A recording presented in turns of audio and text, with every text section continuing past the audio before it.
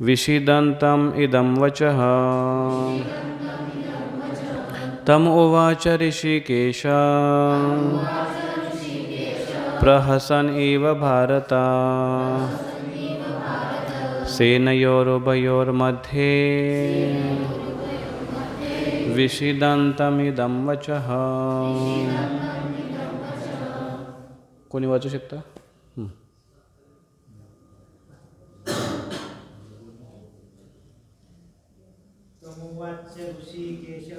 तमोवाच ऋषिकेश प्रहसन्निव भारत सेनयोरुभयोर्मध्ये विषीदन्तमिदं वचः. इकडे कोण? माताजी वाच. हां वाचा माताजी. तम उवाच ऋषिकेश प्रहसन् इव भारत सेनयोरुभयोर्मध्ये विषीदन्तमिदं वचः. अजून कोण?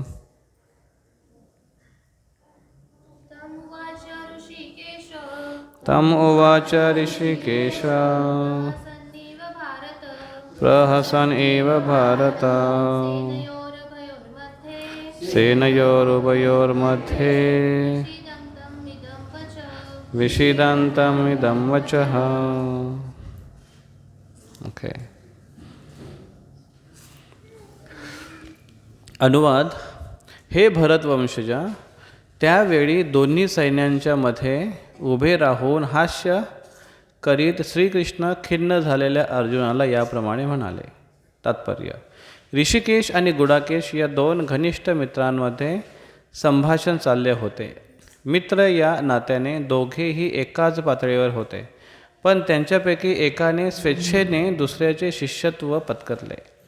श्रीकृष्ण हसले, कारण एका मित्राने शिष्यत्व पत्करले होते. सर्वांचे अधिपती या नात्याने ते नित्य सर्वांच्यापेक्षा श्रेष्ठ आहेत. तरीसुद्धा भक्तांसाठी भगवंत हे मित्र, पुत्र किंवा प्रियकर यापैकी कोणताही संबंध ठेवण्यास सदैव तयार असतात. पण जेव्हा त्यांचा गुरु म्हणून स्वीकार करण्यात आला तेव्हा ते गुरु बनले आणि शिष्यांबरोबर त्यांनी गुरुप्रमाणेच गंभीर संभाषण केले. असे दिसते की गुरु आणि शिष्यांमधील संवाद सर्वांच्या लाभासाठी दोन्ही सैन्यांच्या मध्ये प्रकटपणे चालला होता. म्हणून भगवद्गीतेतील संवाद हा फक्त विशिष्ट व्यक्ती, समाज, जातीसाठी नसून तो सर्वांसाठी आहे आणि त्याचे श्रवण करण्याचा मित्र अथवा शत्रू दोघांनाही समान अधिकार आहे. भगवद्गीता 2रा अध्याय 10वा श्लोक यावर आपण चर्चा करतो आहे. आणि 10व्या श्लोकामध्ये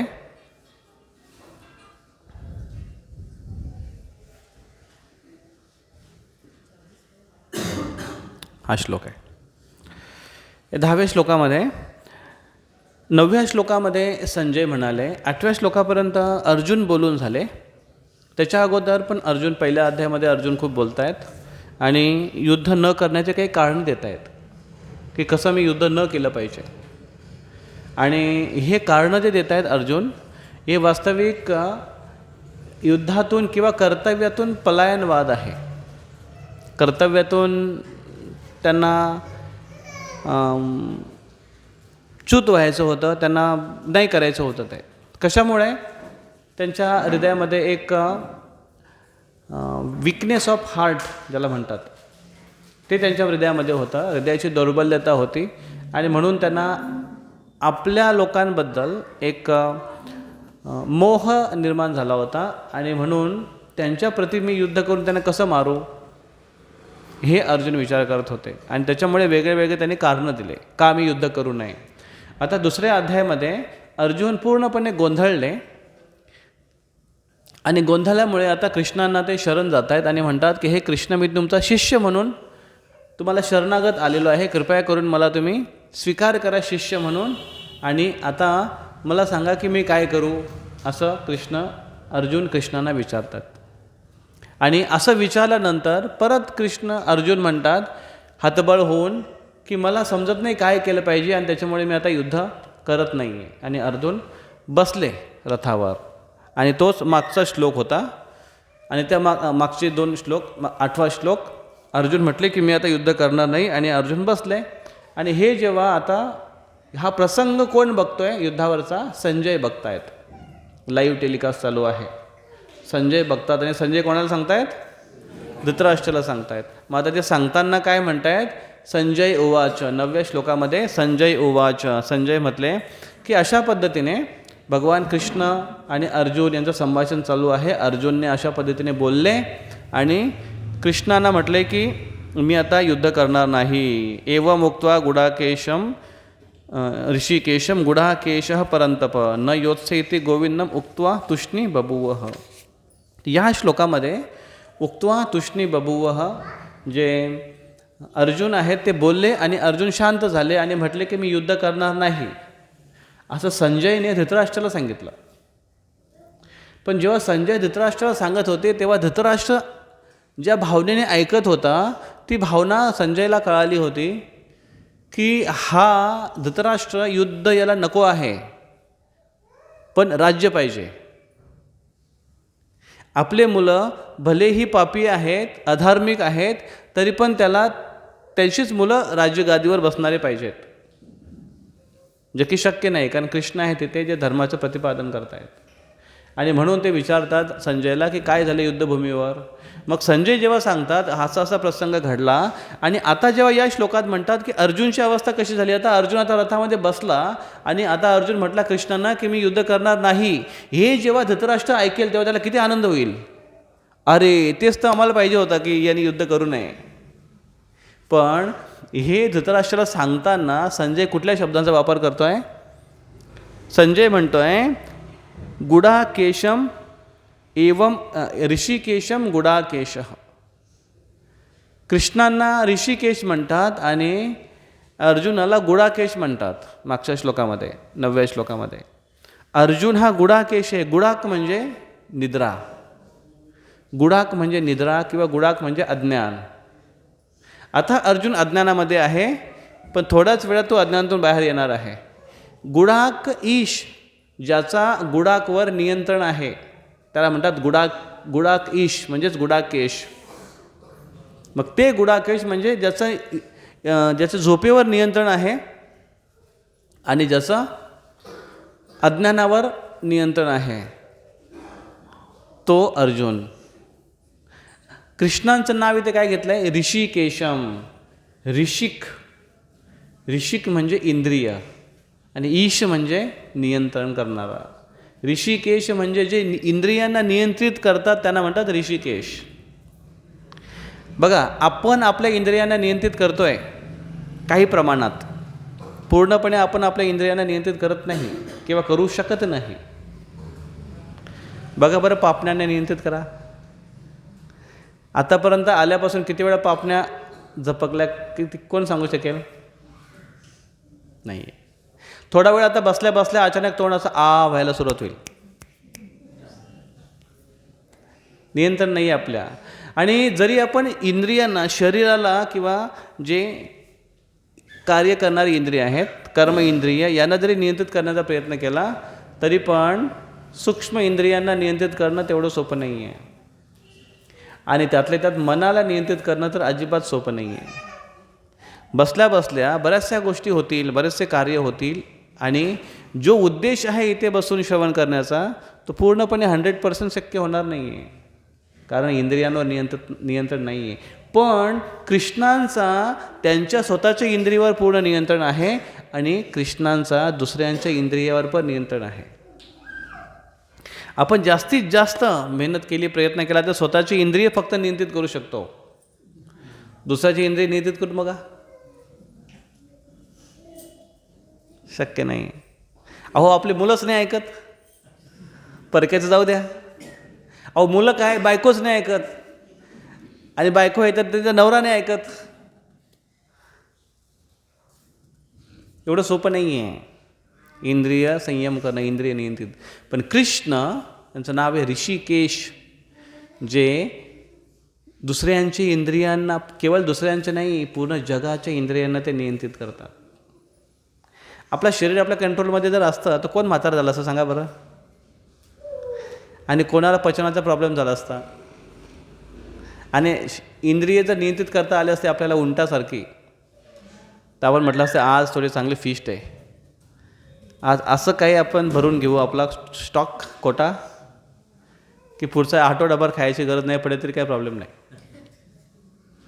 पण शक्य आहे का ते? नाही.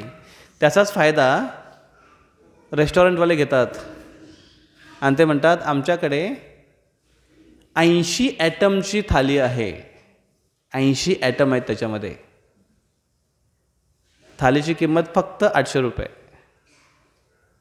पण त्या थाळीमध्ये तुम्हाला जे पाहिजे जेवढे पाहिजे तुम्ही घ्या आणि खा, फक्त त्यात पार्टनर आणू नका. किती खाणार आहे माणूस? 80 ॲटममधला थोडा थोडा थोडा थोडा जरी घेतला, कॅपॅसिटी नाही आहे तेवढी.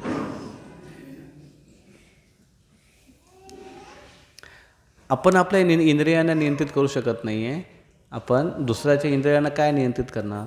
पण कृष्ण दुसऱ्यांच्या इंद्रियांना पण नियंत्रित करू शकतात.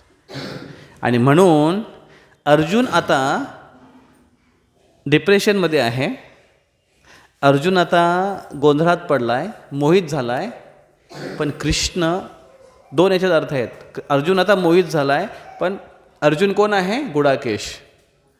तो लगेचच आपल्या इंद्रियांना नियंत्रित करायला त्याला येतं.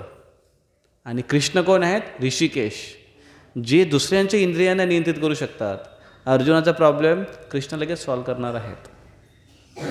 धृतराष्ट्राला जेव्हा संजय सांगतात की अर्जुन बसला आणि अर्जुन म्हणतो मी युद्ध करणार नाही, हे सांगताना ते हे पण मध्ये म्हणतायत की कृष्ण ऋषिकेश आहेत आणि अर्जुन गुडाकेश आहे. म्हणून हे समजू नको की अर्जुन आता बसला आणि म्हणतो युद्ध करणार नाही, आणि खरोखर तसं तो समजून घेऊ नको, असं समज करून घेऊ नको. ही भाषा कशी असते माहिती आहे का? ही भाषा अशी असते की समोरच्या व्यक्तीला गाजर दाखवून न देण्यासारखं, अशा पद्धतीची भाषा असते. तर मग हे जेव्हा म्हटले आणि त्याच्यानंतर पुढचा श्लोक नेक्स्ट, मग संजयने सांगितलं धृतराष्ट्राला, दिलासा पण दिला, अर्जुन आता युद्ध करणार नाही, एक्साइटमेंट आता काय होईल पुढे, पण हे पण सांगितलं की अर्जुन सक्षम आहे त्याचा प्रॉब्लेम सॉल्व करायला. पुढच्या श्लोकामध्ये म्हणजे आजच्या श्लोकामध्ये काय म्हणतात की अशा पद्धतीने तम उवाच ऋषिकेश प्रहसन इव भारत. आता इथे भारत शब्द कोणाला वापरला आहे? धृतराष्ट्राला. भारत हे भरतवंशजा, ऋषिकेश कृष्ण. अशा पद्धतीने आता त्यांनी स्मित हास्य केलं, थोडेसे हसले कृष्ण. प्रहसन इव भारत सेनयोर उभयोर मध्ये विषिदंतम इदम वचः. दोन्ही सेनांच्या मध्ये अर्जुनाकडे बघून त्यांनी स्मित हास्य केलं, खिन्न झालेल्या अर्जुनाकडे बघून स्मित हास्य केलं, आणि आता ह्या पद्धतीने ते बोलायला त्यांनी सुरुवात केली. आता प्रभुपादजी तात्पर्यामध्ये काय म्हणतात की पहिली गोष्ट की कृष्ण हसले, कृष्णाने स्मित हास्य केलं, याचं कारण काय?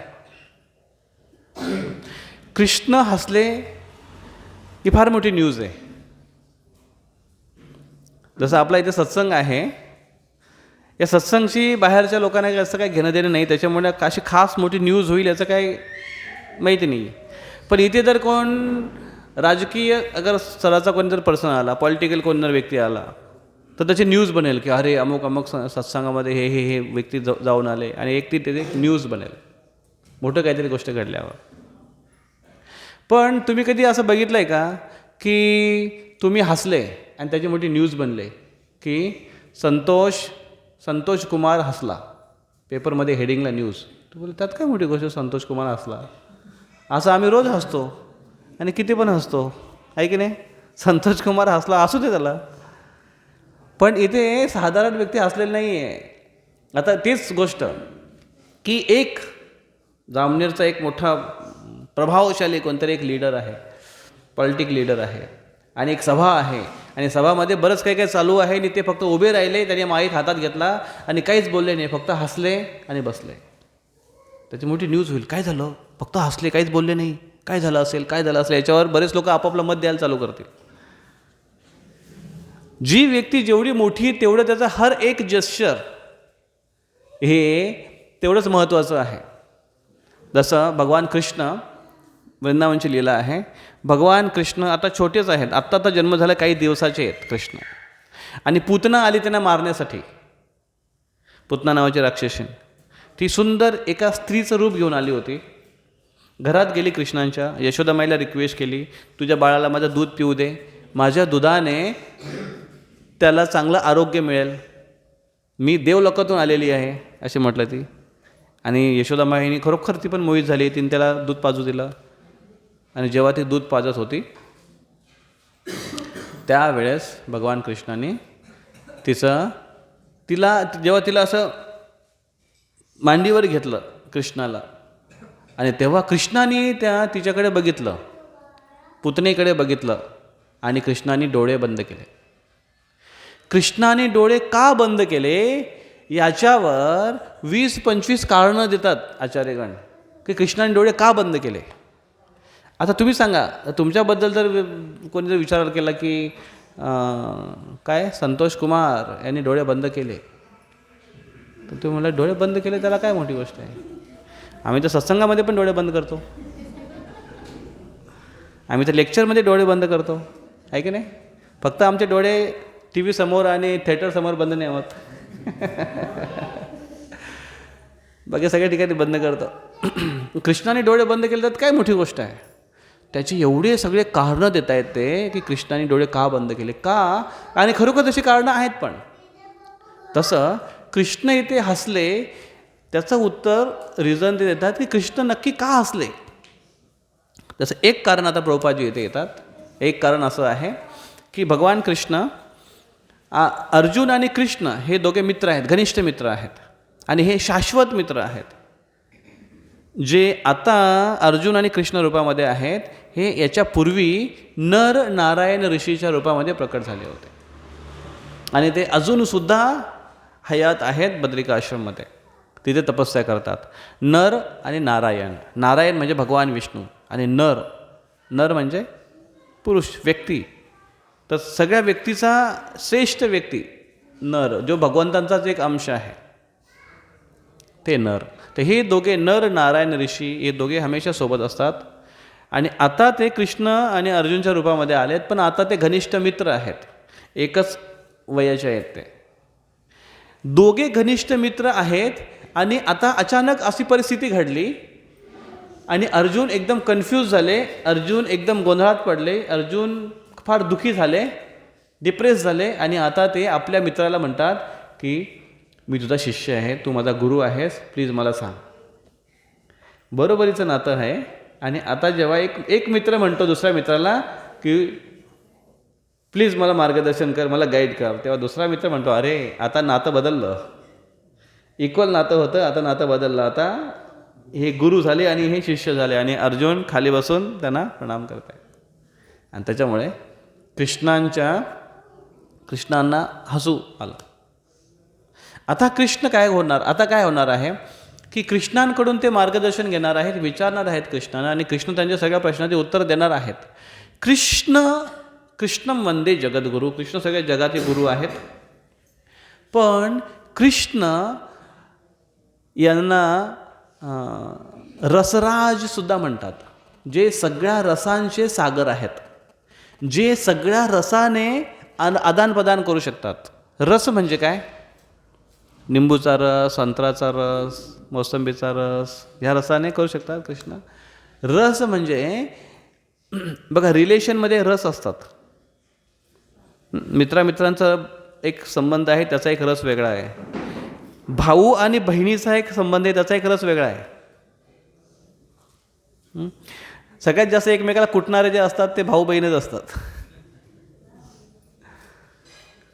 पण भावांमधला एक वेगळा रस आहे. त्यातल्या त्याच मित्र मैत्रिणी, कॉलेजच्या फ्रेंड्स, आजकाल तर ते गर्लफ्रेंड बॉयफ्रेंड आला, तो एक वेगळाच रस आहे, अजून जगाचा वेगळाच रस आहे तो. आणि त्याच्यानंतर पती पत्नी यांच्या संबंधाचा एक वेगळा रस आहे. त्याच्यानंतर आई वडील आणि मुलं यांच्या संबंधाचा वेगळा रस आहे. ह्या सगळ्या रसांना मुख्य 5 रसांमध्ये त्याची विभागणी केली आहे.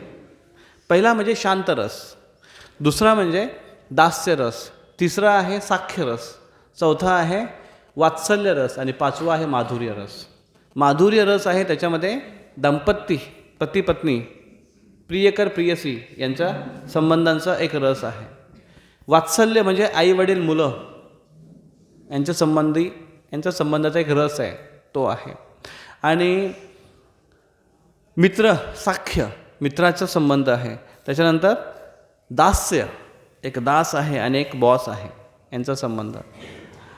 ह्या बघा, दास आणि बॉस यांचा संबंध वेगळा असेल. तुम्हाला याचा अनुभव असेल की एक दास आहे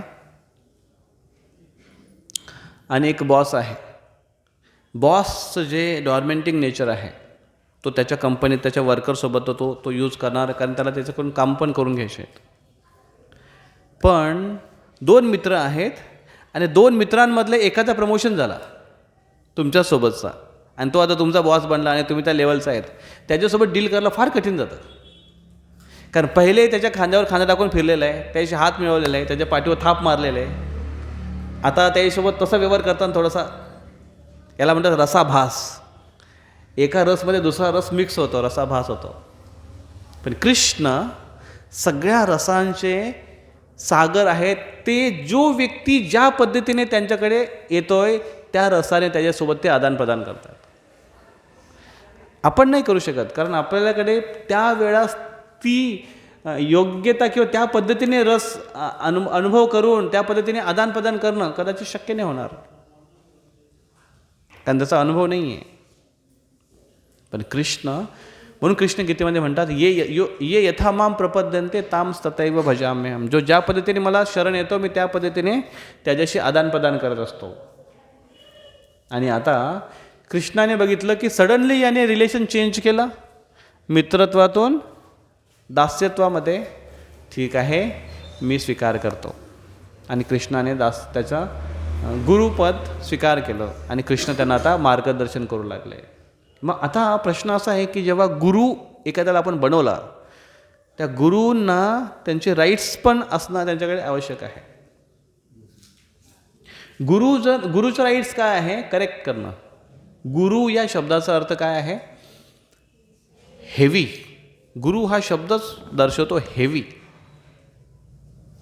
किंवा गुरु या शब्दाचा अर्थ आहे, किंवा साधू या शब्दाचा अर्थ आहे वन हू कट्स, जो कट करतो. काय कट करतो? सर्व त्याने सुपारी. गुरुजींना आमच्या सुपारी खूप आवडते. काय कट करतो? आपले शिष्यांचे अनर्थ कट करतो. तो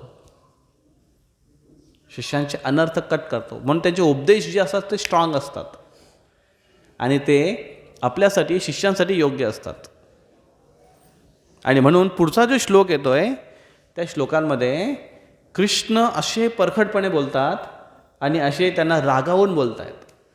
म्हणून तो 11वा जो नंबरचा श्लोक आहे त्याच्यामध्ये कृष्ण म्हणतात, अशोचान अन्वशोचस्तम प्रज्ञावादांश भाससे. स्वतःला फार बुद्धिमान समजतोस अर्जुन, पण त्या गोष्टीसाठी शोक करतोस ज्यासाठी शोक करायला नाही पाहिजे. म्हणजे असं म्हटलं एक प्रकारचे की तू स्वतःला जास्त शहाणा समजतो. मित्र बोलू शकत नाही असं एका दुसऱ्याला, भांडणं होईल तिथे. पण ही लँग्वेज, अर्थ तोच आहे पण लँग्वेज थोडीशी, कारण सभ्य लोकांची लँग्वेज थोडी चांगली असते आणि म्हणून ते म्हणतात की अशा गोष्टीसाठी शोक करतोस जे करणं योग्य नाही, कृष्ण म्हणत आहेत. अशा पद्धतीने अर्जुन कृष्णांना शरण आला आणि कृष्णाने स्मित हास्य केलं. आणि स्मित हास्य करून कृष्ण, आता बघा कृष्णांचं स्मित हास्याची खूप कारणं आहेत.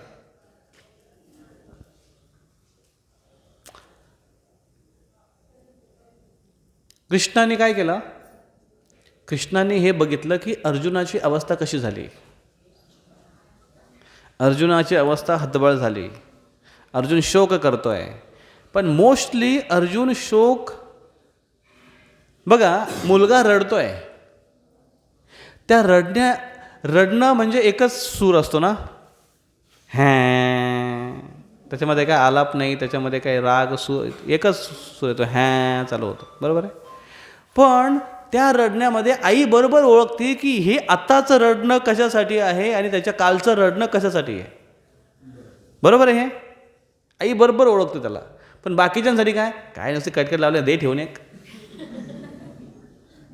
आणि ठेवून पण दिली तरी तो हॅ, आणि काही नाही दिलं तरी पण हॅ. त्याच्यामध्ये काही तुम्हाला बदल नाही दिसणार, फक्त तसं चढ उतारपणा वाढेल. तुम्ही त्याला जास्त विचारायला गेले तर तो जास्त हॅ चालू होईल, किंवा तुम्ही जर त्याला नाही विचारलं तो एकटाच आपला एकटाच चालू आहे तसं आपलं. थोडा वेळ रडेल, कोणी लक्ष नाही दिलं गुपचूप बसेल, काहीतरी करत राहील. बरोबर आहे की नाही. पण त्या रडण्याचा प्रत्येक वेळेसचा अर्थ एकच असतो का? एकच नसतो. प्रत्येक वेळेसचा रडण्याचा अर्थ वेगळा वेगळा असतो. आज कोणी विचारलंच नाही, कोणी जेवायलाच दिलं नाही, किंवा मला दिलं पण माझ्यापेक्षा जास्त त्याला दिलं. रडण्याचे कारणं खूप आहेत त्याचे. कृष्ण हसले इथे, पण कृष्ण फक्त याच्यासाठी नाही हसले की हा आता हतबल झाला आहे किंवा हा शोक करतो, याला मोह झाला आहे नातेवाईकांशी. त्याच्या भाऊ आहेत, बहीण त्याचे भाऊ आहेत, नातेवाईक सगळे सोयरे सगळे अर्जुन म्हणतो आहे. पण कृष्णाला एक्झॅक्टली माहिती आहे की याला मोह झाला आहे, हा कोणामुळे मोह झाला आहे किंवा कोणाच्या प्रती याचा अटॅचमेंट जास्त आहे, हे कृष्ण बरोबर ओळखतात. आणि म्हणून पुढच्या श्लोकामध्ये असं वर्णन येतं की कृष्ण अर्जुनाला बरोबर त्याचे जे प्रॉब्लेम्स आहेत किंवा जिथे त्याचा वीक पॉईंट आहे तिथेच नेऊन नेमकं उभं करतात. पुढच्याही श्लोकामध्ये आता वर्णन येईल, पुढचे जे काही श्लोक येतात की अर्जुन म्हणतात कृष्णाला की मागच्या श्लोकामध्ये पहिल्या अध्यायामध्ये झाला की मला दोन्ही सेनांच्या मध्ये घेऊन चला. आणि कृष्णाने त्यांना अर्जुन म्हटलं की मला दोन्ही सेनांच्या मध्ये घेऊन चला, आणि तेव्हा पण कृष्ण हसले. पहिल्या अध्यायामध्ये वर्णन येतं. मग तेव्हा कृष्ण हसले याचं कारण कृष्णाने बरोबर ओळखलं की अर्जुन म्हणतो की मला दोन्ही सेनांचं निरीक्षण करायचं आहे. माझ्यासोबत जे लढायला आलेत त्यांना मला बघायचं की ते कोण मूर्ख आहेत, धृतराष्ट्राचे कोण मूर्ख पुत्र आहेत, मरायला आलेत ते माझ्यासोबत, मला बघायचं आहे. कृष्ण बरोबर समजले की हा का मध्ये जायला सांगतोय. बघा, याची अर्जुनाची दुर्योधनाच्या प्रती आसक्ती होती का? दुर्योधन, दुःशासन याने काय काय कारनामे केले? त्यांना मारण्याचे प्रयत्न केले, विष घालण्याचा प्रयत्न केलं, जाळण्याचा प्रयत्न केला, कितीतरी प्रकारे पांडवांना मारण्याचा प्रयत्न केला. मग अर्जुनाचा वीक पॉईंट कौरव नव्हते. अर्जुनाचा वीक पॉईंट त्याचे जे गुरुजन होते, द्रोणाचार्य आणि त्यांचे पितामह भीष्म, ज्यांच्या मांडीवर ते लहानपणी खेळलेत. आणि सगळ्यात आवडता नातू जर कोण असेल तर ते अर्जुन आहे. अर्जुनवर सगळ्यात जास्त प्रेम केला होता. अर्जुन होता तसा हुशार भीष्म पितामहाने. आणि म्हणून भीष्म पितामह आणि द्रोणाचार्य गुरु, द्रोणाचार्यांचा पण सगळ्यात बेस्ट स्टुडंट अवॉर्ड हा अर्जुनला मिळाला होता. आणि अर्जुन हा द्रोणाचार्य सगळ्यात बेस्ट स्टुडंट होता. आणि द्रोणाचार्याने त्यांना आश्वासन पण दिलं होतं की मी तुला जगातला सगळ्यात श्रेष्ठ धनुर्धर बनवेन. आणि त्यांनी बनवलं सुद्धा. धनुर्धर म्हणजे फक्त बाण चालवण्याची विद्या नाही. जसं आज जर आपण बघाल इंटेलिजंट, तर इंटेलिजंट फक्त एखादी गोष्ट कशी करणं किंवा एखादं इन्फॉर्मेशन कसं साठवून ठेवणं किंवा इन्फॉर्मेशन विचारल्याबरोबर फटाकसे उत्तर देणं, ह्याला फक्त इंटेलिजंट म्हणत नाही. तसं जर त्याला जर इंटेलिजंट फक्त म्हणत असेल तर आज तर आर्टिफिशियल इंटेलिजंट AI सगळ्यात सुपर आहे. मग तर पण AIला नियंत्रित करणारा किंवा AIला बनवणारा जो सुपर इंटेलिजंट आहे, जो मनुष्याचा बिंदू आहे, तो त्याच्यापेक्षा श्रेष्ठ गणला जातो. का? कारण त्याच्यामध्ये फक्त एकच फंक्शन्स आहेत AIमध्ये. कारण IQ जो आपला आहे इंटेलिजंट क्वेश्चन्स, त्याच्यामध्ये विविध पार्ट आहेत, डिपार्टमेंट्स आहेत, ज्याच्यामध्ये म्युझिकल इंटेलिजंट आहे, ज्याच्यामध्ये क्रिएटिव्ह इंटेलिजंट आहे, त्याच्यामध्ये विविध प्रकारचे पार्ट्स आहेत त्याच्यामध्ये. आणि AIने जे क्रिएट केलं आहे त्याच्यामध्ये क्रिएटिव्हिटी हा पार्ट मोस्ट प्रॉमिनंट आहे. नवीन वस्तू शोधणं किंवा त्याच्यामध्ये जे फंक्शन दिलं आहे ते फटक्यात त्यानं मेमराईज करणं किंवा त्याला जे दिलेली इन्फॉर्मेशन त्या गोष्टी बरोबर निर्माण करणं हे त्याच्यामध्ये आहे. पण त्याच्यामध्ये EQ नाही आहे. तो फक्त शब्दाने व्यक्त करू शकतो. किंवा तुम्ही जर त्याला सांगाल की मला खूप दुःख झालं आहे आणि हे दुःख मी कुठल्या शब्दाने व्यक्त करू, लगेच तो मोठा निबंध लिहून पाठवेल तुम्हाला. पण त्याच्याशी बोलताना तुम्ही तुमचे इमोशन्स शेअर करू शकता. तेच तुम्ही तुमच्या आईला सांगताय, तुमच्या घरच्या जवळच्या व्यक्तीला सांगताय, तेव्हा तुमचं हृदय मोकळं होईल की तुम्ही म्हटलं की हलकं वाटलं. तेच तुम्ही एखाद्या कम्प्युटरसमोर AI समोर जा आणि तुम्ही सांगा की मला असं वाटतंय, त्या व्यक्तीने माझ्यासोबत असं कसं केलं, आणि तुम्ही म्हणाल की मी AIला सगळं सांगितलं आणि माझं हृदय एकदम हलकं झालं, असं होईल नाही म्हणा. ते होईल पण केव्हा? AI, मराठीवाला AI, इंग्रजीवाला AI नाही. तेव्हा ती आईला जेव्हा सांगा तेव्हा ती इमोशनल नीड फुलफिल होईल. भगवान कृष्ण जेव्हा तर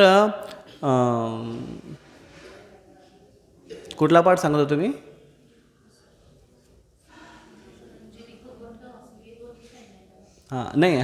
तर त्यांना कृष्णाने एक्झॅक्टली ओळखलं की त्यांचा वीक पॉईंट काय आहे. आणि कृष्ण त्यांना त्या 2 सेनांच्या मध्ये बरोबर भीष्म पितामह आणि द्रोणाचार्य यांच्या मध्ये घेऊन आले. यांच्या दोघांच्या मध्ये आणण्याचं कारण की ते ओळखत होते की याची अटॅचमेंट कौरवांशी नाही आहे, हा रडतोय कौरवांसाठी नाही आहे, या दोघांसाठी रडतो. आणि नेमकं त्यांच्यासमोर उभं केलं आणि त्याच्यासमोर उभे करून कृष्ण आता त्यांना उपदेश करायला सुरू करतायत. इथेच त्याचा प्रॉब्लेम मी सॉल्व करतो. पूर्ण युद्धामध्ये अर्जुनाने कृष्णाला म्हटलं की मला दोन्ही सेनांच्या मध्ये उभे करा. आणि जर कृष्णाने त्यांना दुर्योधनासमोर उभं केलं असतं तर अर्जुनाला फार राग आला असता आणि लगेच त्यांनी बाण घुसून लगेच युद्ध सुरू झालं असतं. पण लढाई लढता लढता लढता लढता मध्ये जर त्यांच्यासमोर द्रोणाचार्य आले असते, भीष्म पितामह आले असते, तेव्हा मात्र अर्जुन खचला असता आणि मध्येच युद्ध सोडून पळाला असता. हे मध्येच होऊ नये म्हणून कृष्णाने सुरुवातीलाच त्यांना समोर उभा केला की आता तुला काय करायचं कर.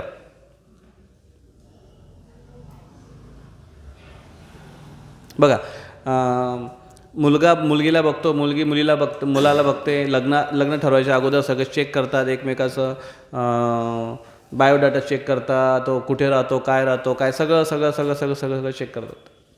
आणि त्याच्यानंतर ठरवतात अच्छा मुलगा म्हणतो हां चांगली मुलगी आहे, मुलगी म्हणते की हां चांगला मुलगा आहे, आणि अशा पद्धतीने संबंध जुळतात आणि लग्न होतं. पण लग्न जुळल्यानंतर, लग्न झाल्यानंतर तो जर तिच्याबद्दल म्हणेल की तू अशी आहेस, तू तशी आहेस, आणि तू हे आणि ते, आता काय चालणार आहे का? आता नाही चालणार. मग ती अजून मोठी लंबी प्रोसेस आहे. त्याच्या अगोदरच तुम्ही सगळं काय बघा आणि मग तुम्ही ठरवा. कृष्णाने अगोदरच उभं केलं आणि आताच तुला काय बोलायचं ते बोल. आणि मग अर्जुन, तेव्हा आपण कृष्ण हसले होते आणि आता पण इथे कृष्ण हसतात का? आणि रिलेशन त्यांनी सडनली चेंज केलं आणि आता कृष्णाने ते विचारतात की मला तुम्ही मार्गदर्शन करा. आणि कृष्ण एक्झॅक्टली जाणतात की अर्जुनाचं रडणं काय आहे, अर्जुनाचा प्रॉब्लेम काय आहे. आता हा 2 विजन झाले आपले, आपण बघितले. 3rd विजन हा आहे की अर्जुन कृष्णांचा संगी आहे. मग कृष्णांच्या सोबत असताना अर्जुन अज्ञानामध्ये पडले कसे? हा एक 3rd पॉईंट आहे. कृष्ण हसले. अर्जुन कसे पडले अज्ञानामध्ये? कारण अर्जुन जर अज्ञानामध्ये पडले नसते तर कृष्णाने ज्ञानाच्या गोष्टी सांगितल्या नसत्या आणि आपल्याला भगवद्गीता मिळाली नसते. आणि अर्जुन हे कृष्णाच्या एकदम संगी आहेत. नर नारायण ऋषी हमेशा एक दुसऱ्यासोबत असतात ते. आणि आताच नेमकी अर्जुन, आणि ते पण कुठल्या क्षणामध्ये? युद्धाच्या क्षणात. आतापर्यंत वर्षभर त्यांनी तयारी केली. अर्जुनाने जेवढी तयारी केली युद्ध करण्याची तेवढी बाकीच्यांनी नाही केली. अर्जुन शस्त्र अस्त्र मिळवण्यासाठी तपस्या केली, स्वर्गापर्यंत जाऊन आले. शस्त्र मिळवून त्यांनी युद्धासाठी तयार झाले आता, आणि आता म्हणतात की मी युद्ध करणार नाही. कसं काय शक्य आहे? आणि म्हणून कृष्णाचं प्लॅनिंग होतं ते की हां आता बरोबर हा धर्मसंकटामध्ये अटकला आहे, ठीक आहे, आता मी याला उपदेश करेन. आणि अशा पद्धतीने कृष्ण आता अर्जुनाला उपदेश करायला इथे सुरुवात करतात किंवा येत आहेत, आता चालू करत आहेत. आता बघा, पहिलाच श्लोक म्हणजे कृष्णांच्या बोलण्याचा केव्हापासून, गुरु स्थान स्वीकारल्यापासून पहिलाच श्लोक नंबर 11. हा सर्वांनी माझ्या मागे म्हणा. श्री भगवान ओवाच अशोचान अन्वशोचस्त्वं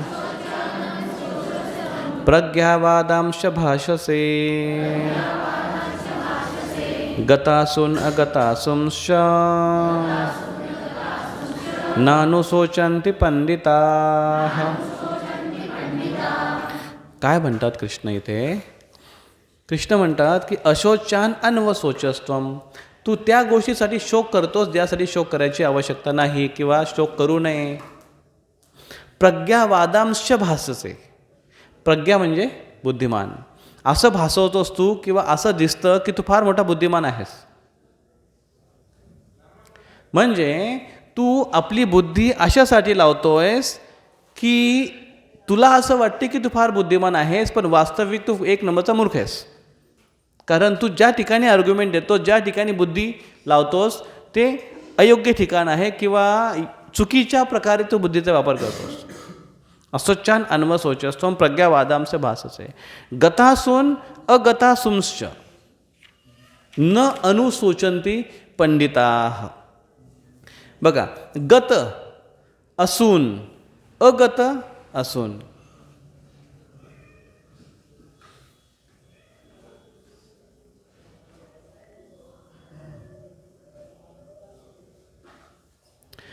जीवितांबद्दल तसेच मृताबद्दलही शोक करीत नाहीस. त्याबद्दल बघा, पुरुषोत्तम भगवान म्हणाले, पंडिताप्रमाणे बोलताना तू जे शोक करण्या योग्य नाही त्याबद्दल शोक करत आहेस, आणि जे ज्ञानीजन आहेत ते जीवितांबद्दल तसेच मृतांबद्दलही शोक करत नाही.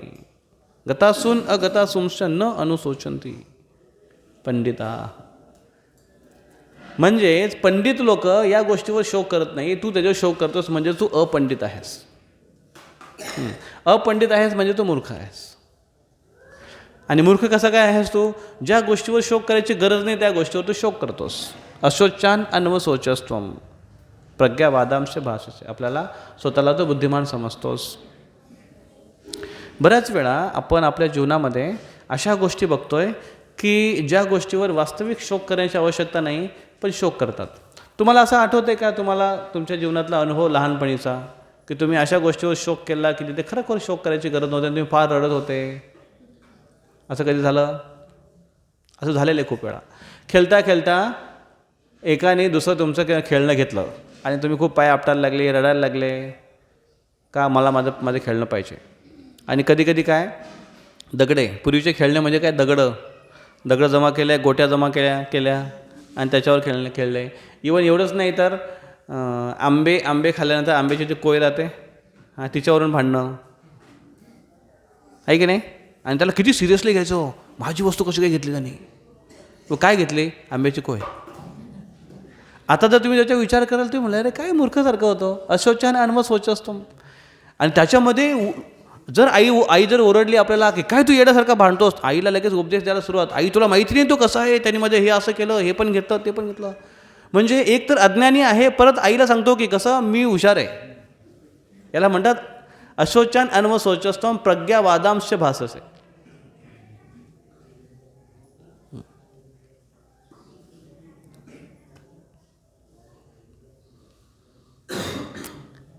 एक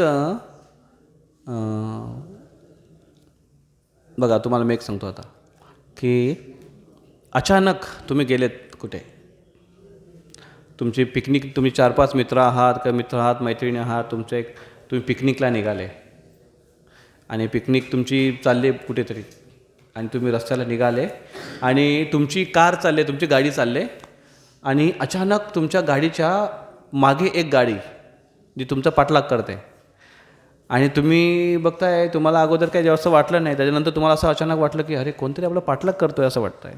मग तुम्ही त्याला हे करण्याचा प्रयत्न करता आणि तुम्ही पुढे निघताय, तरी तो तुमचा पाठलाग करतो आहे. आता पुढे जाऊन अजून 2 गाड्या आल्या, एक गाडी ह्या साईडने, एक गाडी ह्या साईडने, एक गाडी मागे. आता मात्र तुम्हाला इकडे तिकडे पण जाता येत नाही, तुम्ही एकदम सरळ चाललेत. म्हणजे तो तुम्हाला आता घेऊन जातो आहे कुठेतरी, हायजॅक करतो तुम्हाला तो, आणि एकदम टेरिफिक आहे, आणि तुम्ही एकदम 100च्या स्पीडने निघताय आणि ते त्या सेम स्पीडने तुमच्यासोबत आहेत आणि बरोबर तुम्हाला पाठलाग करून घेऊन जात आहे. आणि अचानक पुढे त्यांच्या गाडीच्या पुढे एक मोठं कंटेनर येतं आणि त्याचा मागचा फालका उघडतो आणि तुमची गाडी मागून जोराने ठोकली जाते, ढकलली जाते आणि त्या कंटेनरच्या आतमध्ये घुसते आणि बाहेरचा दरवाजा बंद होतो आणि तुम्ही कंटेनरमध्ये पॅक. आणि तुम्ही ओरडताय, गाडीतून उतरताय आणि वाचवण्याचा प्रयत्न करताय आणि एकदम घामाघूम झालेत तुम्ही. आणि त्याच्यानंतर तो कंटेनर कुठल्या तरी ठिकाणी थांबतो आहे आणि तो दरवाजा उघडला जातो आणि बरेचसे लोक, जे काही तुमच्या परिचयाचे होते, काही तुमच्या अपरिचयाचे होते, ते सगळे त्यांच्या हातामध्ये तलवारी घेऊन, दुसऱ्या समाजाचे लोक, जे तुम्हाला मारण्यासाठी त्यांचं प्लॅनिंग होतं.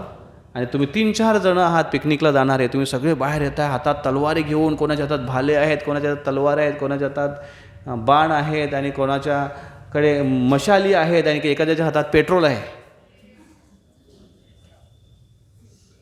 आणि तुमच्या अंगावर त्याने पेट्रोल ओतलं आणि अगोदर तर त्याने बाण, तलवारी आणि याने तीक्ष्ण हत्याराने तुमच्यावर त्याने हल्ला केला, तुम्हाला त्याने अंगावर ते टोचले, रक्तबंबाळ केला. त्याच्यानंतर पेट्रोल टाकलं आणि पेट्रोल टाकल्यावर तुमच्या अंगावर मशाल टाकली, जळती मशाल टाकली. आणि मशाल टाकल्याबरोबर जो पेट घेतला आणि तुम्ही जोरात ओरडले, एकदम असे जोर ओरडले, असं जोरात ओरडले आणि अचानक तुमचे डोळे उघडले आणि तुम्हाला जाग आली. तुम्हाला अरे बाप रे, किती टेरिफिक होतं ते, किती भयानक होतं ते. असं नसायला पाहिजे. बरं, ही जर सगळं सांगितलं आता मी तुम्हाला 5 मिनटात, हा 5 मिनटं जे काही सांगितलं याला काय व्हॅल्यू आहे, याला काय किंमत आहे? कारण त्याचं काय अस्तित्वच नाही आहे. पण तुम्हाला घाम मात्र फुटला होता, तुम्ही घाबरले मात्र होते, इमोशन्स मात्र होत्या, पण त्या प्रसंगाचा जीवनात काय संबंध आहे? काहीच संबंध नाही आहे. तसं अशा काही गोष्टी आपल्या जीवनामध्ये असतात किंवा येतात, ज्या त्या क्षणी आपल्याला फार सिरियस वाटतात, पण नंतरच्या क्षणी त्या आपल्याला एकदम नगण्य आणि तुच्छ वाटतात. पण त्या वेळात त्या गोष्टीबद्दल तेवढी चर्चा करणं आणि त्याला गांभीर्याने घेणं, हे मात्र अशोचान अन्वशोचस्तोमसारखे आहेत. ज्या गोष्टीबद्दल विचार करायला नाही पाहिजे त्याच्यावर भरपूर चर्चा आणि वेळ वाया.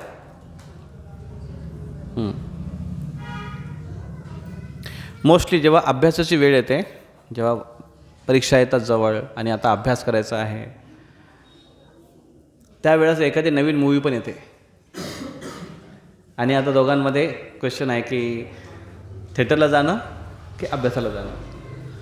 अभ्यास करून पण बोर झालो आहे, थोडंसं रिफ्रेशमेंट पण पाहिजे, थोडंसं फ्रेश पण काहीतरी पाहिजे.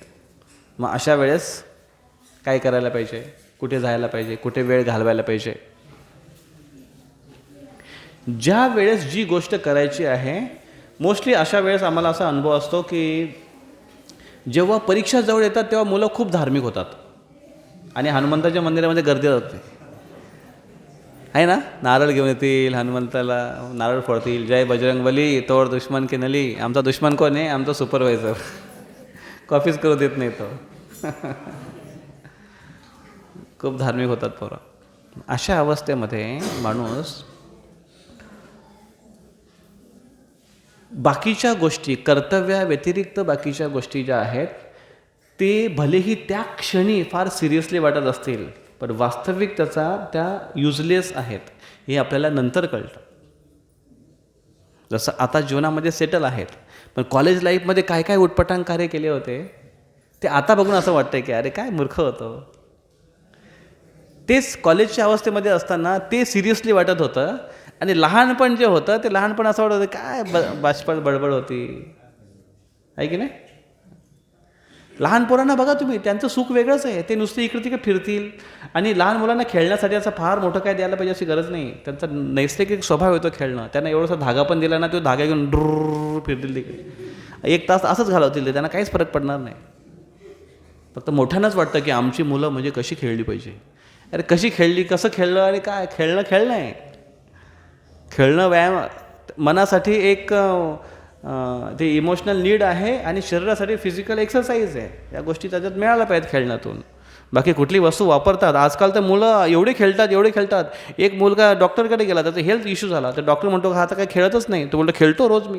बोलतो किती खेळतो, बॅटरी संपेपर्यंत मोबाईलची. कसे काय त्याची हेल्थ चांगली होणार आहे. आजकाल तर खेळण्यामध्ये इथेच आलं सगळं, बसून. म्हणून त्या काळातल्या त्या गोष्टी आताच्या काळासाठी निरर्थक वाटतात. तसंच आताच्या काळातल्या ज्या गोष्टीला आपण फार महत्त्व देतोय ते पुढच्या काळासाठी निरर्थक वाटतील आपल्याला, आणि वाटण्याची शक्यता आहे खूप. आणि म्हणून असं म्हटलं आहे की अशोचान अन्व शोचस्तम प्रज्ञावादांश भाससे. हरे कृष्ण. थँक्यू.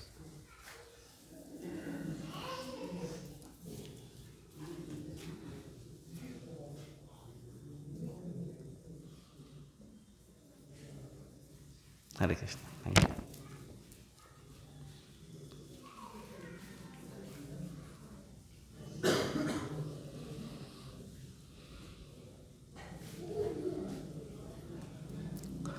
तर ज्या वेळेस जी गोष्ट आपल्याला असं वाटते की ही गोष्ट फार महत्त्वाची आहे, आणि ही गोष्ट ह्या गोष्टीला आता इथे महत्त्व आहे, पण जेव्हा आपल्याला खरोखर ज्ञान प्राप्त होतं तेव्हा आपल्याला कळतं की ज्या गोष्टीसाठी आपण फार सिरियस होतो एका काळात, ती वास्तविक बाष्पळ आहे, आणि ती गोष्टीला युजलेस गोष्ट आहे ती.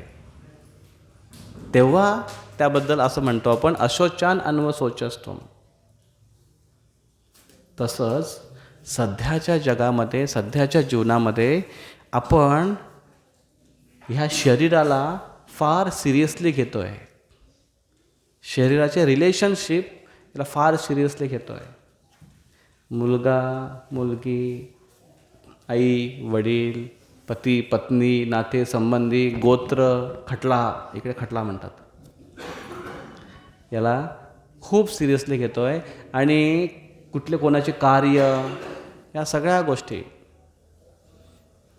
पण याच्या कम्पॅरेटिव्हली जर आपण हे बघितलं की जो आपला वास्तविक धर्म आहे त्याला विसरून, खरा धर्म आहे त्याला विसरून, जे गौण धर्म आहेत त्याला व्यक्ती किती सिरियसली घेतो आहे.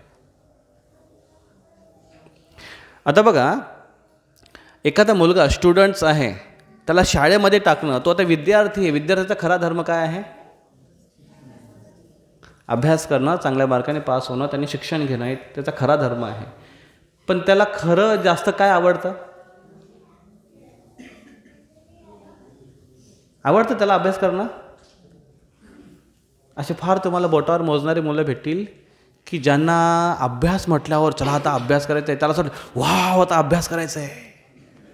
असा कुठला मुलगा आहे की तो म्हणतो की अरे वा आता सोमवार आला, आता शाळेत जायचं, असं होतं? कुठला असा वर्कर आहे की त्याला असं वाटते वाव कालची सुट्टी गेली बाबा, आता जाऊन मी जॉबवर काम करणार आता. अरे बाबा, शनिवार आला की, वीकेंड आला की असं वाटतं हा आता काय नाही, बस एक दिवस ना पक्का आराम, सकाळी अजिबात उठवायचं नाही मला. तो अलार्म बंद करून टाकतो, बायकोला पण सांगून टाकतो अजिबात उठवायचं नाही, 10 पण वाजव की 12 पण वाजव. का नको असं वाटतं त्याला. जीवनातल्या प्रायोरिटी बदलतात जसं जसं त्याला जीवनाची रियालिटी समजायला लागते तसं तसं. पण एखाद्या व्यक्तीला जेव्हा खरोखर जीवनाची असलीयत जेव्हा त्याला समजते तेव्हा मात्र बघा, असलीयत जेव्हा समजते ना तेव्हा फार उशीर झालेला असतो. मग तेव्हा लोकांना समजतं. लोक म्हणतात काही नाही हो, चांगला होता, बरा होता. आजकाल तर लोक म्हणतात की शांत झाले, म्हणजे फार मस्ती करत होते वाटतं. शांत झाले ते आता. आणि तेवढ्या वेळापुरती, तेवढ्या काळापुरती एकदम सिरियसनेस. चांगला होता व्यक्ती. कुठे गेला? मग त्याच्यामध्ये आपली टिप्पणी त्याच्यामध्ये अशी असते की या परव्योमामध्ये विलीन झाला किंवा या अस्मंतामध्ये विलीन झाला, ही आपली भावना असते. भगवद्गीतेमध्ये कृष्ण आता सांगतील, पुढच्या श्लोकापासून सांगायला सुरुवात करतील, 2 अध्यायाचा 12व्या श्लोकापासून. काय सांगतील कृष्ण? की तू शरीर नाही आहेस, आत्मा आहेस. तू म्हणजे आपण सगळेजण. अर्जुनाला म्हणतात ते, आपण शरीर नाही आहे, तुम्ही शरीर नाहीत, आत्मा आहेत. कृष्ण म्हणतात, कृष्ण तर भगवान आहेत, परमात्मा आहेत, पण प्रत्येकाला म्हणतात की तुम्ही शरीर नाही, आत्मा आहात.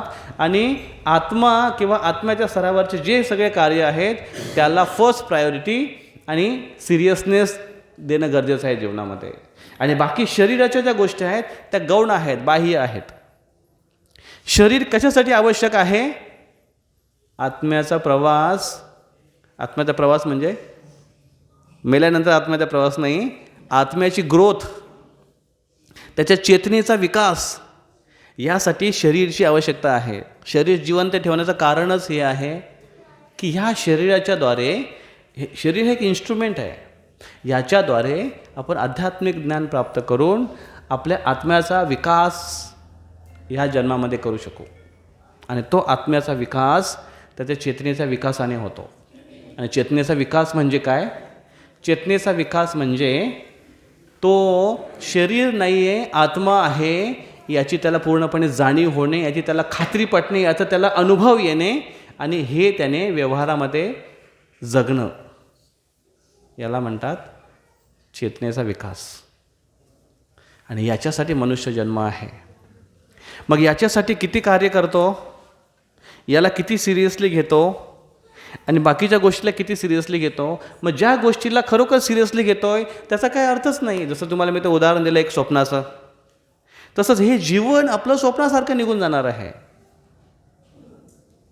तो आत्मा आपला ह्या शरीरातून दुसऱ्या शरीरात जाणार आहे. या शरीराला जे आपण महत्त्व दिलं होतं, या शरीरासाठी जेवढा पण खर्च केला होता, या शरीराला जेवढं पण रंगोटी केली होती, जेवढा पण मेकअप केला होता, जेवढ्या वेगळ्या वेगळ्या प्रकारच्या केसांची स्टाईल बनवली होती, आणि ह्या शरीराला मोठ्या मोठ्या चांगल्या चांगल्या कारमधून फिरवलं होतं, मोठ्या इमारतीमध्ये ठेवलं होतं. एक मागची आता एक न्यूज होती, मला वाटते 2-4 दिवसापूर्वी, एक फॅमिली, त्याची मुलं अमेरिकेला आहेत आणि हे म्हातारी दोघेच असतात. आणि मागच्या 30 की 40 दिवस झाले होते, म्हातारा व्यक्ती, जसं त्याचे वडील म्हातारे, ते वारले आणि बेडवरच आहेत. तिथेच बेडवरच वारले ते, बेडवरच त्यांचा शरीर गळला आणि तिथेच त्याची शरीराची अशी पापडी झाली, सुकले. 40 दिवसापर्यंत शरीर काय राहणार आहे. आणि त्याची आई ही त्यांना मानसिक विकार होता आणि ती मागच्या आठवड्यामध्ये दुसऱ्या एका रूममध्ये वारली. आणि खूप वास सुटायला लागला आणि म्हणून शेजाऱ्यांना खबर दिली पोलिसांना. पोलिसांनी येऊन चेक केली, बघतो तर ही दशा दोघांची. करोडपती आहेत, करोडपती. मुलगा अमेरिकेमध्ये, दोघंच म्हातारी. महत्त्व कशाला आहे? काय उपयोग आहे त्या पैशाचा? मी एकदा ट्रेनमध्ये चाललो होतो आणि एक व्यक्ती माझ्यासोबत असंच बोलायला आला आणि तो वेटिंग लिस्टचं तिकीट काढून असंच आला होता. माझ्याशी गप्पा मारता मारता माझ्यासोबत बसला होता. तो म्हटला होता, पैसा सगळं काय हो, पैसा सगळं काय आहे. म्हटलं का बरं असं वाटतं तुम्हाला? आज जर माझ्याकडे पैसा असता, माझी आजी वारली तिथे मी चाललो आहे, आज जर माझ्याकडे पैसा असता तर मी फ्लाईट पकडून तिथे पोहोचलो असतो. म्हटलं बरं, पोहोचून काय केलं असतं? काय केलं असतं पोहोचून? फक्त साक्ष बनले असते, विधीला सारी तुम्ही उपस्थित असते. नाही पैसा, ठीक आहे, असता सहजपणे शक्य आहे, जा, काय प्रॉब्लेम नाही, जाऊ शकता. पण नाही, त्याच्यासाठी नुसतं मनाचा किंवा जीवाचा आटापिटा करणं. आशावादी असू नये असं नाही आहे, पण अननेसेसरी बर्डन ओढावून घेणं आणि अननेसेसरी त्याच्यासाठी जे नाही आहे त्याच्यासाठी, याला म्हणतात हँकरिंग अँड लॅमेंटेशन. ह्या गोष्टीमध्ये माणूस भूतकाळ आणि भविष्यकाळ ह्या गोष्टीच्याच चिंता आणि शोकाने व्यक्ती वर्तमान जगाला विसरतो. आणि म्हणून व्यक्ती दुःखी आहे आज समाजामध्ये. आणि खरं काय आहे मग? तर खरं आपण शरीर नाही आत्मा आहे आणि आत्म्यासाठी प्रयास करणं हे आपल्याला भगवद्गीता शिकवते. आणि म्हणून कृष्ण इथे म्हणतात अशोचान अन्वशोचस्त्वं प्रज्ञावादांश भासेसे. कशासाठी शोक करतोस अर्जुन? या शरीरासाठी जे नश्वर आहे, जे मरणारच आहे. कशासाठी शोक करायला पाहिजे? आत्म्याची उन्नती होत नाही त्यासाठी शोक करायला पाहिजे, पण ते तू करत नाहीस. आणि म्हणून कृष्ण म्हणतात अर्जुनाला, अर्जुन तू स्वतःला पंडित समजतोस, पण तू पंडित नाही आहेस, मूर्ख आहेस. जी गोष्ट नाही आहे त्याच्यासाठी शोक करणं याला शहाणपण नक्कीच म्हणत नाही. तुम्हाला कधी कधी असं आठवतं का? तुम्हाला कधी कधी असा प्रश्न, कधी कधी असा प्रसंग घडतो आपल्या जीवनामध्ये की एखाद्याचा 2 नंबर आला, शाळेमध्ये 2 नंबर आला आणि तो स्वतःचे मार्कशीट जेव्हा चेक करतो आणि जेव्हा जसं 1 नंबर आला त्याचं चेक करतो आणि दोघांमध्ये 1 मार्क्सचा फरक आहे. अरे 2 मार्क्स मिळाले असते ना, नंबर आला असता यार, आहे की नाही? 2 नंबर आला त्याच्यामध्ये समाधान नाही. 1 नंबर आला असता, 2 मार्क्स अजून मिळाले असते तर.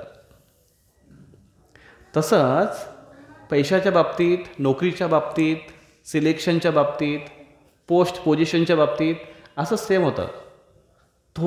थोडं असं असतं ना, मग काय. नवीन बाईक घेतली आणि त्याच आठवड्यामध्ये मित्राने त्याच्यापेक्षा अजून चांगली घेतली. मग ते जेव्हा हा ऐकतोय किंवा जेव्हा स्टेटसवर बघतोय तेव्हा म्हणतो, अरे यार माझ्याकडे थोडे पैसे कमी जास्त असते ना, त्याच्यापेक्षा भारी घेतले असते यार मी. होतं ना? अशोचान अन्वशोचस्त्वं. या सगळ्या गोष्टी ज्या आहेत या बाह्य आहेत.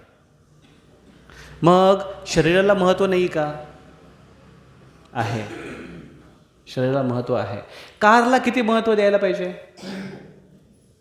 जेवढं की ती तुम्हाला एका स्थानापासून दुसऱ्या स्थानापर्यंत घेऊन जायला कम्फर्टेबली तुम्हाला मदत करेल, बस तेवढंच.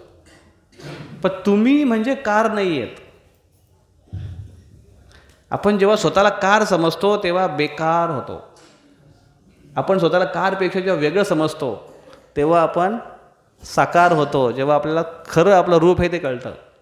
म्हणजे मी म्हणजे कार नाही आहे, तसंच मी म्हणजे हे शरीर नाही आहे, मी म्हणजे आत्मा आहे. आणि माझी प्रायोरिटी आत्मा जाणणं, त्याची खोज करणं हे आहे. आणि ह्याच्यासाठी मनुष्य जन्म आहे. आणि हे कृष्ण भगवद्गीतेमध्ये इथे ठामपणे सांगतायत की अशा गोष्टीसाठी शोक करा की जे खरोखर युजफुल आहे. अशासाठी शोक करू नका जे युजलेस आहे, असे कृष्ण इथे सांगतायत.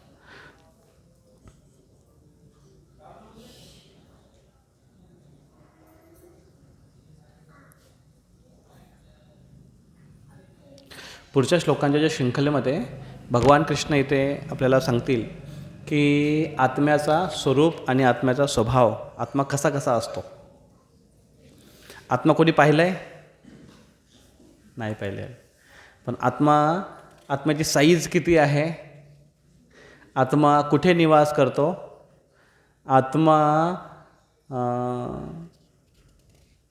आत्म्याचं लक्षण काय आहे?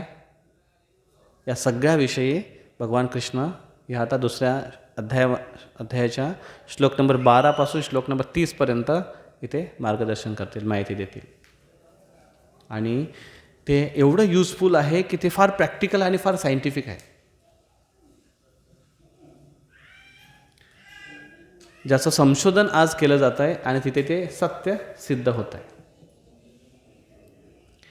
कारण आपलं सायन्स एका काळी एक वेगळ्या गोष्ट सांगत होता आणि शास्त्र एका काळी पहिल्यापासून जी गोष्ट सांगतं ते शास्त्र आता सायन्स आता सिद्ध करत आलं आहे. म्हणजे अगोदर त्याला सिद्ध झालं नव्हतं, पण आता त्याला सिद्ध होत आहे. भगवद्गीतेमध्ये एक श्लोक येतो, अचलो अयम सनातनः. आत्मा आहे तो सनातन आहे आणि प्रत्येक ठिकाणी तो निवास करतो आहे. कुठल्या कुठल्या ठिकाणी निवास करतो? तो तो प्रत्येका ठिकाणी म्हणजे केवळ पृथ्वीवरच नाही, अन्य खूप ठिकाणी तो निवास करतो आणि अन्य ग्रहावर पण तो निवास करतो आहे. फक्त त्याचा शोध आता फक्त आपण ग्रहांचा शोध लावला आहे, तिथपर्यंत पोहोचण्याचा फक्त प्रयत्न केला आहे, पण तिथली सृष्टीबद्दल अजून आपल्याला जाणकारी मिळाली नाही आहे, ज्याबद्दल भगवद्गीता आणि भागवतम वर्णन करतात. तुम्हाला जर जिज्ञासा असेल, तुमच्या माहितीसाठी सांगतो की श्रीमद भागवतमच्या 5व्या स्कंदामध्ये जर तुम्ही वाचाल तर सूर्यापासून पृथ्वीचं अंतर किती, चंद्राचं अंतर किती, मंगळाचं अंतर किती, हे भागवतममध्ये जे 5000 वर्षापूर्वी लिहिलं आहे ते अचूक माहिती त्यात दिली आहे, ज्याला आता सिद्ध केलं. सायन्स आता म्हणतो की एवढं आहे आणि दोघांचं मेजरमेंट तुम्हाला सारखंच मिळेल. मग ह्यांना हे शास्त्रामध्ये एवढं अगोदर माहिती कसं काय त्या लोकांना? फार विचारपूर्वक आणि सायंटिफिक लिहिलेले शास्त्र आहेत, जे आपण वाचले पाहिजेत. योगायोग हा चांगला आहे आजचा, की आपण सगळेजण इथे एका कारणासाठी आलो आहे, एक भगवद्गीतेच्या सत्संगासाठी. आणि गीता जयंतीचा महिना चालू आहे. ह्या महिन्याच्या डिसेंबर महिन्याच्या 1 तारखेला गीता जयंती होती, म्हणजेच कृष्णाने अर्जुनाला गीता सांगितली तो दिवस, मोक्षदा एकादशी. आणि ह्या महिन्यामध्ये आम्ही एक भगवद्गीता मोठ्या प्रमाणात साजरी करतो आहे आणि बुक्स डिस्ट्रीब्युशन पण करतो आहे. ठिकठिकाणी जाऊन, गावोगावी जाऊन भगवद्गीता वाटतो आहे. आणि या महिन्यामध्ये विशेष करून ह्या भगवद्गीतेला याच्यावर डिस्काउंट पण असतं या महिन्यामध्ये. तर एक चांगला योग आहे की शरयूच्या योगायोगाने किंवा तिच्या एका प्लॅनिंगने इथे सगळेजण, त्यांचे नातेवाईक कोण कोण आले इथे शरयूच्या फॅमिलीमध्ये तिला अभिनंदन करण्यासाठी? जवळजवळ सगळेच इथे आलेत. तर ती अगोदर प्रोग्रामला यायची इथे, तिला आवडायचं, तिच्या घरी पण प्रोग्राम केलेत, कीर्तन केला, सत्संग केला, तिची मम्मी पण यायची प्रोग्रामला. पण तिची एकीची आवड आणि तुम्हाला सर्वांना त्याचा लाभ मिळाला की तुम्ही सगळेजण इथे आले, भगवद्गीतेबद्दल थोडंसं ऐकायला मिळालं आणि आता आपण जो कीर्तन करू, भगवंताच्या नावाचं कीर्तन करू, त्याचा पण सर्वांना लाभ मिळेल. आणि सगळ्यांसाठी महाप्रसादाची इथे आयोजन केलं आहे, सर्वांना महाप्रसादाचा लाभ मिळेल, भगवंताचा महाप्रसाद, तो पण गीता जयंतीच्या महिन्यामध्ये. हे खरोखर फार मोठी गोष्ट आहे, योगायोगाची गोष्ट आहे. तर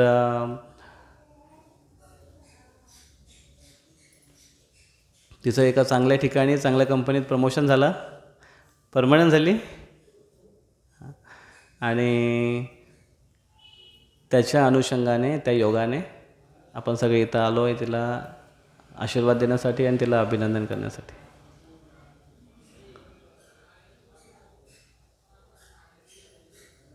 पुढच्या तिच्या आयुष्यासाठी आणि तिच्यासाठी प्रार्थना करण्यासाठी पण सर्वजण इथे कीर्तन करूया. अजून काय अनाउन्समेंट आहे विशेष?